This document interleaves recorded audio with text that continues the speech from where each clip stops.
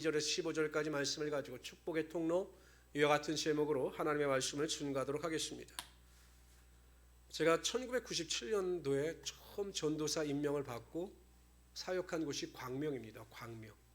근데 그 교회가 광명 지역 내에서도 좀 낙후된 지역에 자리 잡고 있어서 제가 중고등부를 담당했는데 굉장히 아이들이 상처도 많고 고통도 많고 아픔도 많았습니다. 그래서 쉽게 마음의 문을 열지 않더라고요.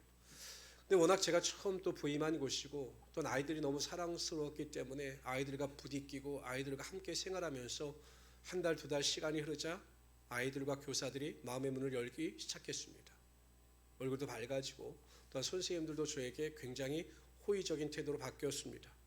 근데 어느 날 그 중고등부를 담당하는 부장 선생님, 여자분이셨는데 부장 선생님 또 남편이 평교사였는데 저에게 식사를 같이 하자라고 해서 제가 저녁 식사를 초대를 받았습니다. 그래서 이야기를 한참 식사하고 나누다가 차를 마시고 나누다가 이 부장 선생님이 저에게 이 고민 이야기를 하는 겁니다. 목사님, 제가 고민이 하나 있는데 전도사님이 좀 상담을 잘 해주셨으면 좋겠습니다. 그래서 제가 한번 말씀해 보세요라고 이야기를 하는 이런 고민을 하시는 겁니다. 전도사님, 제가 남편도 그렇고 저도 그렇고 정말 교회 일에 열심히 일하고 또 나름대로 직장 생활이나 사업도 열심히 하는데 도대체 우리 가정의 형편이 나아지지 않는 겁니다. 오히려 점점 빚도 늘어나고 그래서 제가 정말 친척들이나 이웃들에게도 제가 복음을 전가하는 일에 좀 제약이 됩니다. 이게 왜 그럴까요? 이렇게 저에게 상담을 하셨습니다. 그래서 제가 그렇게 말씀드렸습니다. 우리가 꼭 예수를 믿는다고 해서 다 복을 받는 것도 아니고 축복을 받는 것도 아닙니다. 그러나 하나님께서 그 일을 통해서 하나님께서 계획하신 것이 있겠지요. 또 혹시 또 우리 선생님의 문제가 있을지 모르니까 한번 자세히 이야기해 보십시오라고 이야기를 하는데 본인이 모르는 것이 아니라 알고 있었습니다. 저에게 이렇게 말씀하시더라고요. 저는 제가 어렸을 때 아버지가 돌아가시고 제가 큰딸이었기 때문에 가정에서 가장과 같은 역할을 했습니다. 저 혼자 결정하고 판단하고 행동했습니다. 그래서 혼자 결정하고 판단하는 것이 습관이 되었습니다. 근데 제가 들어보니까 그러한 삶의 습관이 신앙에도 미친 겁니다. 하나님께 기도한다라고 하면서도 본인이 먼저 행했습니다. 그리고 하나님께 맡긴다라고 하면서도 여전히 의심하고 두려워했습니다. 그러니까 여러분 생각해 보십시오. 하나님께 제대로 맡기지도 않았죠. 또 하나님보다 앞서 행했죠. 그러나 주님의 일에서 열심과 수고를 마다하지 않고 최선을 다했지만 하나님께서 예비하신 하나님의 복이 임하지 않았던 것입니다. 제가 그것을 말씀드렸습니다. 절대 하나님보다 앞서가지 마십시오. 내가 하려고 하지 마십시오. 내 생각대로 내 뜻대로 하지 마십시오. 하나님께 맡기시고 의심하지 아니하시면 하나님께서 충분히 하나님의 예비하신 복을 허락하여 주실 겁니다. 라고 제가 상담을 했습니다. 쉽진 않지만 노력해 보겠습니다, 전사님. 이렇게 말씀을 하신 뒤에 제가 한 7개월 동안 사역하다가 그곳을 떠나왔는데 가끔 전화통화를 하고 한동안 했었는데 한 1년이 지났을 때 자신의 가정 가운데 하나님의 놀라운 복이 임하고 하나님께서 사업장에도 복이 임하여 주셔서 넓은 장막으로 이사도 가게 되었다라고 감사하다고 저에게 전화를 하신 적이 있습니다. 성도들은 신앙생활을 하면서 나의 삶에 좋은 결과가 나타나기를 기대합니다. 당연한 것입니다. 왜냐하면 제가 누누이 강조하지만 하나님은 우리에게 복 주시기를 원하시는 하나님이 되시는 것입니다. 그래서 여러분, 우리가 믿음 생활하면서 하나님의 선한이 나타나기를 기대하는 것 아니겠습니까?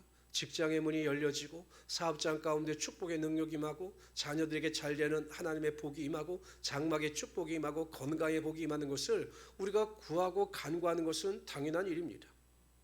그러나 중요한 것이 있습니다. 우리가 그러한 하나님의 선, 하나님의 축복의 결과를 얻기 위해서는 그 결과를 얻기 위한 합당한 믿음의 태도가 있어야 한다는 것입니다. 우리 성도님들이요, 착각하는 것 중에 하나가 내가 믿음만 좋으면 그냥 내가 최선을 다하면 하나님께서 복을 주시겠지, 내가 주의 일에 헌신하면 하나님께 물질을 많이 드리면 나에게 복을 주시겠지. 결코 아닌 것입니다. 하나님의 축복을 누리기 위한 합당한 신앙의 열매가 있어야 하는 것입니다. 바른 축복의 통로로 걸어가야 하나님의 축복의 열매를 맺을 수 있게 되는 것입니다. 저는 오늘 시간 우리 모든 성도님들이 하나님의 축복을 누리기 위하여 어떠한 축복의 통로로 걸어가야 하는지에 대하여 살펴보라 함께 은혜를 나누고자 합니다. 첫 번째로 우리가 축복의 통로로 나아가기 위해서 오늘 본문에 보면 예수님께서는 예수님을 온전히 믿으라고 하셨습니다. 그러면 예수님께서 하신 일을 우리도 할 수 있을 것이며 그보다 더 큰 일도 할 수 있을 것이다 라고 말씀하셨습니다. 우리 12절 다시 한번 읽어봅시다. 12절 크게 읽습니다. 시작.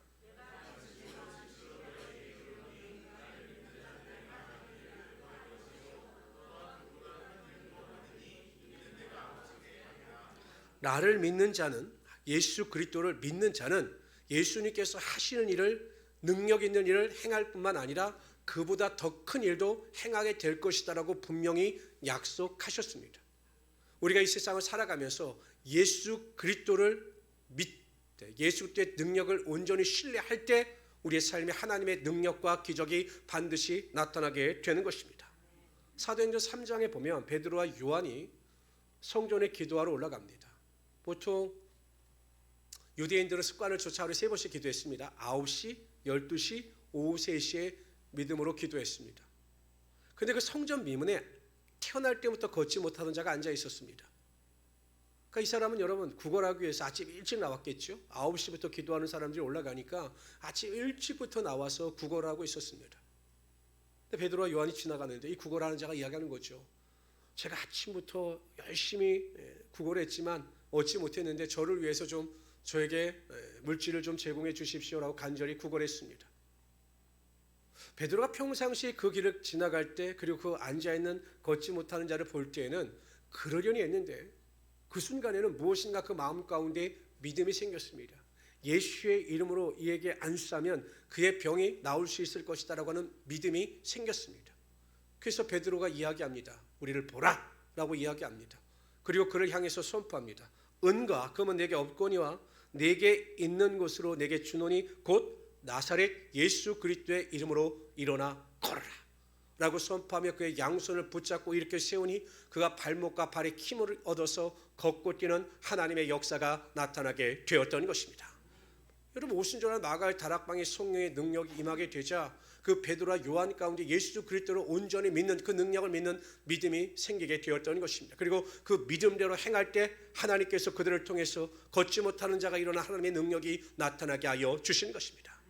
여러분 히브리서 13장 8절에 보면 예수 그리스도는 어제나 오늘이나 영원토록 동일하신 하나님이 되시는 것입니다. 여러분들이 믿는 하나님, 우리가 섬기는 예수 그리스도는 지금도 우리가 믿음 안에서 그 능력을 믿고 신뢰할 때 우리의 삶에 하나님의 기적과 하나님의 축복의 능력이 반드시 임하게 하여 주시는 것입니다. 요즘에 보면 예수 믿는 사람들 중에 여러분 마음의 병이 정말 많아요. 우울증도 많고 예수 믿는 사람들도 상처도 많고 근심도 많고 염려도 많고 참 많습니다. 그런데 여러분 예수 이름에는 권세와 능력이 있습니다. 여러분 우리가 슬퍼하고 낙심하고 불평하고 원망하는 것은 이것은 하나님께서 주시는 마음이 아니에요. 악한 영이 우리 마음 가운데 씨를 뿌리는 것입니다. 우리가 그것을 어떻게 이길 수 있느냐? 예수의 이름으로 권세를 가지고 선포하고 또한 예수의 이름으로 기도할 때 우리 마음속에 있는 모든 우울과 상처와 낙심과 절망이 다 떠나가게 되는 것입니다. 예수로 명한다. 마음속에 있는 모든 의심은 떠나갈지어다. 불안도 두려움도 낙심도 우울도 상처도 떠나갈지어다 라고 예수의 이름을 힘입어 권세를 가지고 선포할 때 우리 마음 가운데 어둠의 권세는 떠나가고 하나님이 부어주신 절대 평안의 능력이 반드시 임하게 하여 주시는 것입니다. 그런데 성도들이 그걸 못하는 거죠. 항상 우울감을 가지고 살아갑니다. 그러니까 여러분 자살하는 분들이 많은 거예요. 목사님들 중에서도 자살하는 분들이 생기는 겁니다. 그것을 다스리지 못하니까. 예수의 이름에는 능력이 있습니다. 예수의 이름은 권세가 있습니다. 그것을 의지하셔서 여러분 선포하시고 그 능력을 믿으심으로 말미암아 하나님의 기적과 영광 가운데 거하며 살아갈 수 있는 하나님의 귀한 성도들이 되시기를 주님의 이름으로 축원합니다. 두 번째로요. 오늘 본문에 보면 우리가 축복의 길로 나아가기 위해서 축복의 통로로 나아가기 위해서 예수님께서는 예수님의 이름으로 기도하라고 말씀하셨습니다. 그러면 내가 반드시 그 기도 가운데 응답하실 것이다 라고 말씀하셨습니다. 우리 13절 한번 읽어봅시다. 13절 시작. 너희가 내 이름으로 무엇을 구하든지 이는 아버지께로 하여금 아들로 말미암아 너희가 내 이름으로 무엇을 구하든지 내가 행할 것이다. 예수님의 이름으로 우리가 믿음으로 기도할 때 예수님께서 그 기도 가운데 반드시 응답하여 주신다라는 것입니다. 그래서 여러분 우리가 믿음으로 기도할 때마다 항상 마무리 기도가 그렇게 되는 거죠. 우리가 예수님의 이름으로 기도드렸습니다 라고 마무리하면 그 기도 가운데 하나님의 능력, 예수 그리스도의 능력이 나타나게 되는 것입니다. 우리를 향한 하나님의 마음, 그 기도에 대한 하나님의 마음을 가장 잘 나타내는 성경 구절이 마태복음 7장 7절에서 11절까지 말씀입니다. 구하라 그러면 너에게 주실 것이요 찾으라 그러면 찾아낼 것이요 문을 두드리라 그러면 너에게 열릴 것이니 구하는 이마다 받을 것이요 찾는 이가 찾아낼 것이요 두드리는 이에게 열릴 것이니라. 너희 중에 누가 아들이 떡을 달라 하는데 돌을 주며 생선을 달라 하는데 뱀을 줄 사람이 있겠느냐. 너희가 악한 자라도 좋은 것으로 자식에게 줄 알거든 하물며 하늘에 계신 너희 아버지께서 구하는 자에게 좋은 것으로 주시지 않겠느냐라고 분명히 약속하셨습니다. 우리가 믿음으로 구할 때 우리가 받게 될 것이고 믿음으로 찾을 때 찾게 될 것이며 문을 두드릴 때 모든 문제의 문이 열어지는 하나님의 권능이 예수 그리스도의 능력이 반드시 나타나게 하여 주시는 것입니다. 근데 우리가 안타까운 게 있죠. 저도 가끔 그런 생각을 합니다. 아니 하나님께서 우리에게 있어야 할 것을 다 아시는데 우리가 기도하지 않아도 좀 채워주시고 기도하지 않아도 응답해 주시고 기도하지 않아도 문제 해결해 주시면 얼마나 좋을까. 가끔 저도 이렇게 엉뚱한 생각을 해봅니다. 그런데 왜 하나님께서 기도하지 않을 때 우리가 구하지 않을 때 응답해 주시지 않는가라는 것을 저는 총각 때 몰랐는데 자녀를 키우면서 알게 되었습니다. 부모들은 자녀들보다 앞서갑니다. 때로는 자녀들이 요구하지 않아도 부모들은 알아서 이렇게 자녀들에게 필요한 것을 공급하죠. 제가 좀 그랬습니다. 이렇게 보면 이게 필요하겠다면 제가 그냥 미리 공급해주고 미리 치워주고 또 미리 그 길을 또 예배해주고 이렇게 했습니다. 근데 그게 아무 소용이 없더라고요. 자녀가 필요를 느끼지 못할 때 부모가 치워주게 되면 자녀는 그 간절함이 없기 때문에 그것에 대한 고마움을 느끼지 못합니다. 아이고 내가 알아서 하면 뭐 자녀들이 뭐 좋아하겠지. 아니에요. 내가 간절히 원하고 내가 그것을 하고 싶은 마음이 없을 때 치워주는 것은 자녀들이 잘 깨닫지도 못합니다. 그리고 자녀들이 성장하지 못해요. 요즘에 보면 여러분 마마보이가 얼마나 많습니까? 마마굴은 없어서 다행이죠. 마마보이가 너무 많아요. 그러니까 부모가 다 챙겨주니까 자녀들이 성장하고 성숙하지 못하는 겁니다. 데이트할 때도 꼭 엄마한테 물어본대요. 엄마 오늘 뭘 먹냐, 뭘 어떻게 하냐 이렇게 물어보는 남성들도 가끔 있다라고 합니다. 그러니까 자녀들을 위해서 부모가 알아서 해주면 오히려 자녀들에게 득이 될 것 같지만 절대 그렇지 않다라는 것입니다. 하나님께서 우리에게 있어야 할 것을 다 아십니다. 그런데 여러분 있을 것을 아신다고 하여 하나님께서 우리의 모든 필요를 미리 알아서 예비하시고 챙겨주시면 우리의 신앙이 성장할 수 있겠습니까? 내가 구하지도 아니하였는데 내가 간절히 하나님 앞에 나와 간구하지도 않았는데 하나님께서 채워주시고 해결해 주신다면 절대로 신앙은 성숙하지 않는 것입니다. 우리가 문제를 만나고 환난을 만나고 구하는 것이 있을 때 주님 앞에 나와 간절히 기도하고 기도할 때 우리의 믿음이 성장하게 되는 것입니다. 그러니까 하나님께서 원하시는 것은 두 가지예요.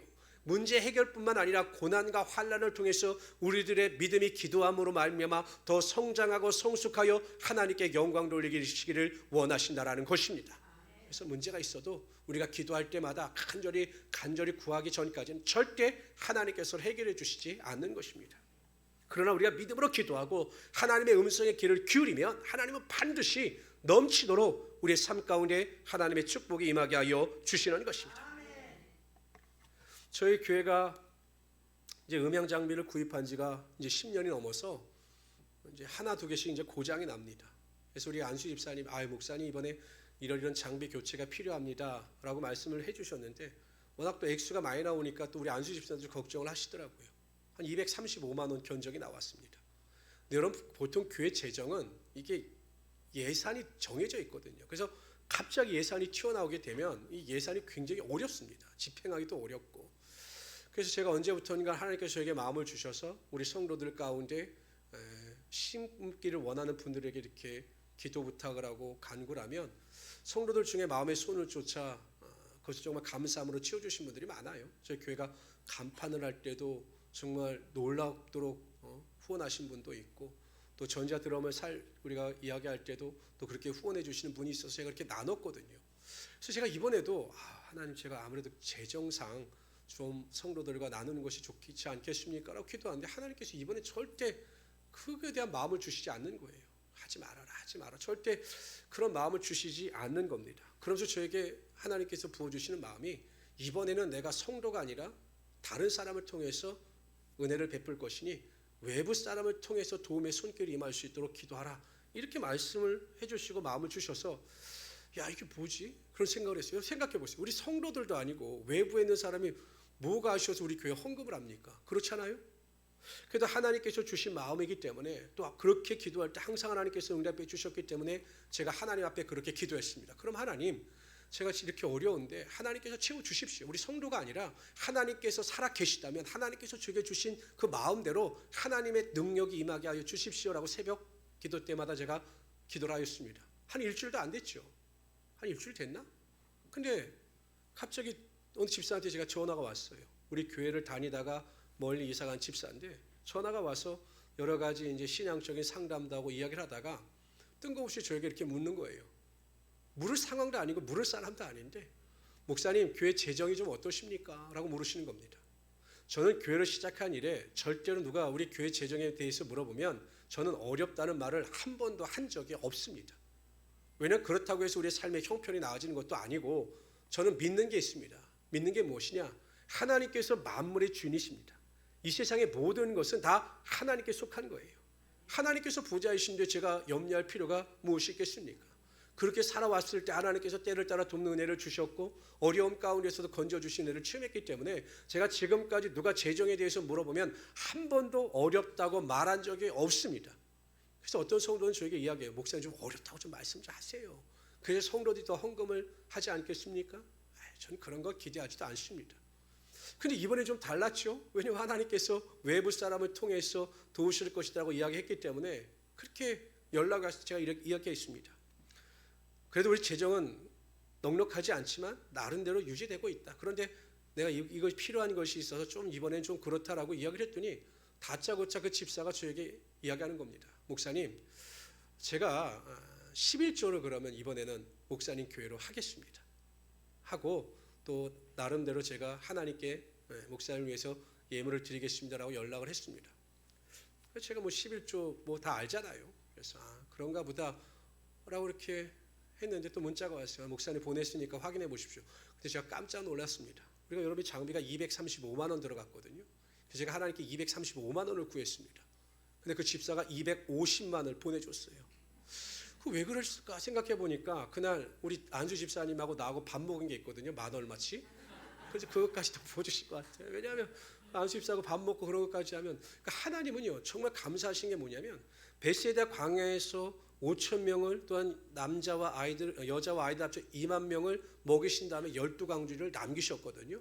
그러니까 하나님은 우리의 온갖 구하는 것이나 생각하는 것보다 넘치도록 부어주시는 하나님이 되심을 저에게 더 확신케 하여 주셨고 내가 예수 이름으로 기도할 때 하나님께서는 모든 것을 책임져 주신다라고 하는 것을 다시 한번 믿음으로 성취케 하여 주신 것입니다. 저는 살아갈 때마다 한 번도 하나님께서 나를 도우시고 예수님께서 그 기도 가운데 응답해 주시지 않는다는 것을 생각해 보지도 않았습니다. 저는 제가 체험한 하나님, 제가 응답받은 하나님, 그 예수 그리스도의 능력을 여러분들도 동일한 은혜와 능력을 가지고 살아가시기를 바랍니다. 꼭 기억하십시오. 하나님은 한 번도 틀린 적이 없으신 하나님이세요. 저도 가끔 답답할 때 그런 생각이 있습니다. 하나님, 왜 하나님은 기도에 응답하시지 않습니까? 우리 목사님 중에 그런 분이 있어서 제가 그런 말 하시지 말라 그러는데 우리 목사님은 맨날 하나님한테 삐졌대요. 삐졌다고. 목사님 삐져봤다. 손해. 뭐 하나님이 목사님한테 뭘 잘못하셨어요? 삐진 건 손해입니다. 손해. 근데 맨날 삐진대요. 그래도 워낙 순수한 분이시라 하나님께서 그 목사님 기도 가운데 응답해 주시는데 하나님은 한 번도 틀리신 적이 없어요. 항상 문제는 우리에게 있는 겁니다. 기도가 응답되지 않는 것도 축복이 임하지 않는 것도 능력이 임하지 않는 것도 문제가 우리에게 있는 것입니다. 기도하시길 바랍니다. 예수의 이름으로 간절한 마음을 가지고 무릎 꿇고 기도할 때 하나님께서 축복의 문을 여실 것이고 축복의 능력이 나타나게 하여 주시는 것입니다. 근데 우리는 기도한다라고 하면서 간절히 구한다라고 하면서 기도하지 않아요. 하나님의 뜻을 묻는다고 하면서 하나님의 음성을 듣는다고 하면서 정말 간절한 기도가 없기 때문에 하나님께서 예비하신 하나님의 놀라운 복을 누리지 못하는 것입니다.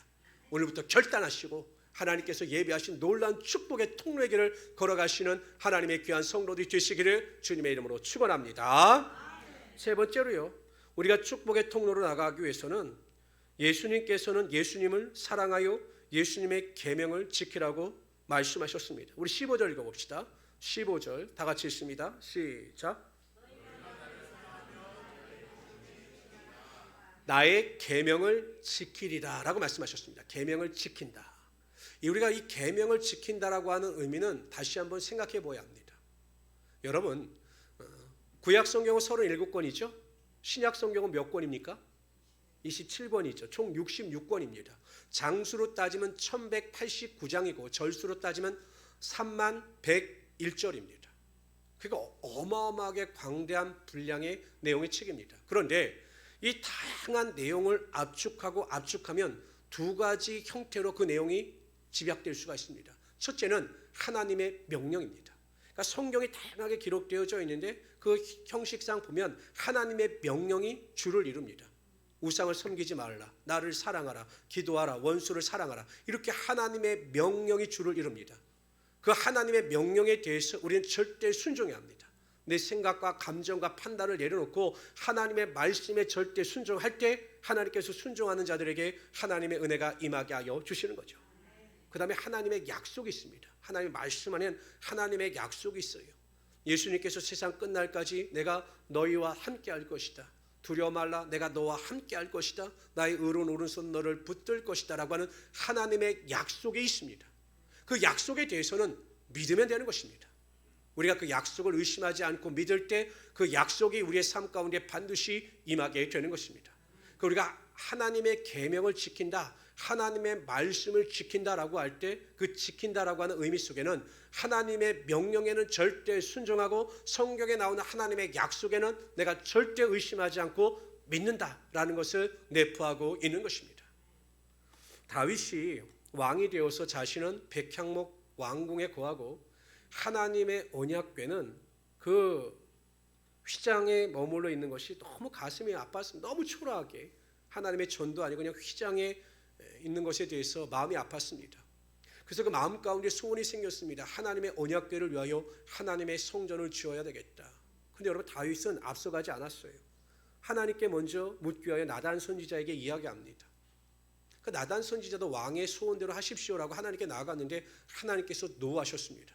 다윗은 아니다. 다윗은 내 성전을 지을 수가 없다라고 말씀하셨습니다. 그리고 그 이유에 대해서 역대상 22장 8절에 이렇게 말씀하십니다. 여호와의 말씀이 내게 임하여 이르시되 너는 피를 심히 많이 흘렸고 크게 전쟁하였느니라. 네가 내 앞에서 땅에 피를 많이 흘렸은즉 내 이름을 위하여 성전을 건축하지 못하리라. 피는 생명입니다. 이 생명은 하나님께 속한 것이죠. 고인은 아니었지만 다윗이 전쟁 중에 피를 많이 흘렸기 때문에 하나님의 거룩한 성전을 지을 수 없다라고 말씀하신 것입니다. 그래서 거절하셨어요. 이에 대하여 다윗은 조금 더 섭섭해하지 않았습니다. 하나님의 명령에 순종합니다. 자신의 아들 솔로몬이 성전을 지을 수 있도록 모든 것을 만반의 준비를 다 해두었습니다. 하나님께 대하여 다윗이 순종하자 하나님께서 그에게 놀라운 축복을 허락하여 주셨습니다. 가는 곳마다 승리케 하여 주시고 그의 지경이 넓어지게 하시며 그의 자손들에게 하나님의 축복과 권세가 영원히 임하게 하여 주셨던 것입니다. 이처럼 하나님의 말씀에 모든 생각을 다 내려놓고 순종하면 하나님께서 절대 능력으로 함께하여 주시는 것입니다.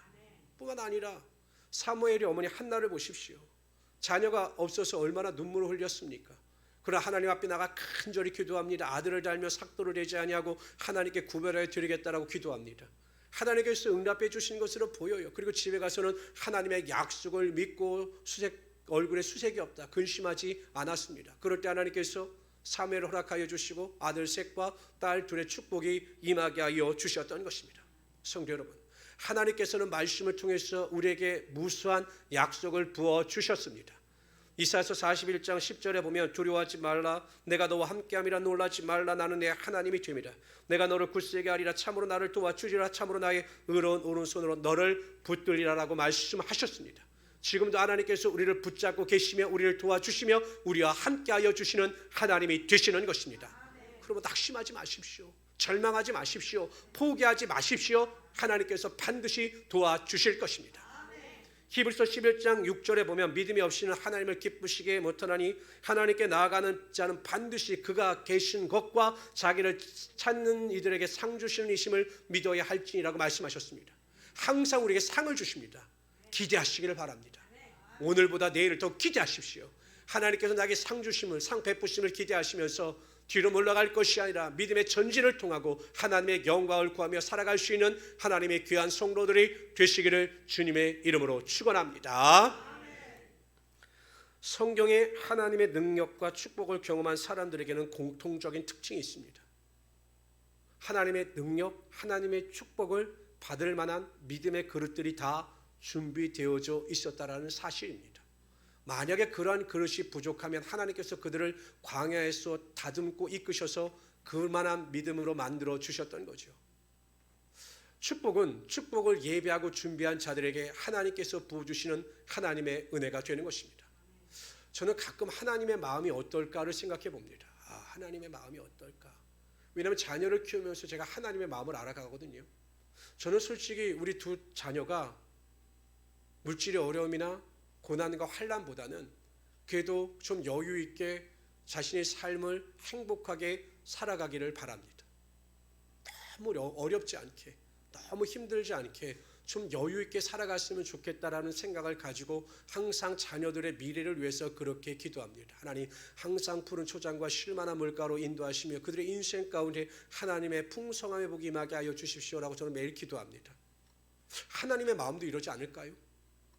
하나님께서 택하신 자녀인데, 하나님께서 세워주신 하나님의 왕같은 제사장들인데, 우리가 세상에서 세상 사람들 같지 않게 너무 어렵게 살고 찌들어 사는 것 하나님께서 기뻐하실 것 같지 않아요. 그렇다고 해서 하나님께서 우리에게 가난을 허락하셔서 오직 가난한 것이 하나님의 뜻이다 이렇게 말씀하시는 것 같지도 않아요. 제가 말씀드렸죠. 신앙은 내 자신을 아는 겁니다. 하나님은 절대로 틀리신 적이 없으신 하나님이세요. 그렇기 때문에 우리가 하나님의 뜻대로 하나님이 기뻐하시는 축복의 통로를 걸어가게 되면 하나님께서 반드시 하늘의 문을 여시고 하나님의 은혜와 능력으로 함께하여 주시는 것입니다. 올해는 제가 마음속에 주신 하나님의 소원이 있습니다. 갑절의 축복입니다. 하나님께서 구하는 자들에게 갑절의 축복을 허락하여 주실 것입니다. 우리 성도들 꿈을 꾸십시오. 기대하십시오. 입술로 고백하고 시인하십시오. 아이고 목사님, 내 환경을 바라보면 갑절은 그냥 현상 유지만 되었으면 좋겠습니다. 이것은 믿음 없는 사람들이 하는 말입니다. 하나님께서 우리를 위하시면 우리에게 능치 못할 리 없게 되는 것입니다. 우리가 꿈을 꾸게 되면 하나님의 갑절이 복이 임하게 되는 것입니다. 여러분, 이삭이 하나님께서 명령하신 대로 그랄 땅에 머물 때 100배의 축복을 받을 것이라고 감히 상상이나 했겠습니까? 그러나 하나님께서 함께 하시니 불가능이 가능케 되는 것입니다. 오늘부터 믿음의 그릇을 준비하시기를 바랍니다. 하나님께서 인정하시는 믿음의 그릇을 준비하셔서 하나님의 복을 누리며 살아갈 수 있는 귀한 성도들이 되시기를 바랍니다. 그러게 첫 번째, 예수 그리스도에게는 그 믿는 자들에게 능력이 임하심을 믿으십시오. 예수의 이름에는 능력이 있습니다. 예수의 이름으로 기도하시고 예수의 이름으로 선포하셔서 하나님의 능력을 맛보시기를 바랍니다. 그리고 하나님을 사랑하셔서 하나님의 계명을 지키십시오. 말씀에 절대 순종하십시오. 그리고 하나님의 약속을 절대적으로 믿으시기를 바랍니다. 그럴 때 하나님께서 하늘의 문을 여시고 놀라운 은혜와 능력으로 함께하여 주실 것입니다. 이러한 믿음을 가지고 넉넉히 승리하며 살아가시는 귀한 성도들 되시기를 주님의 이름으로 축원합니다. 기도합시다.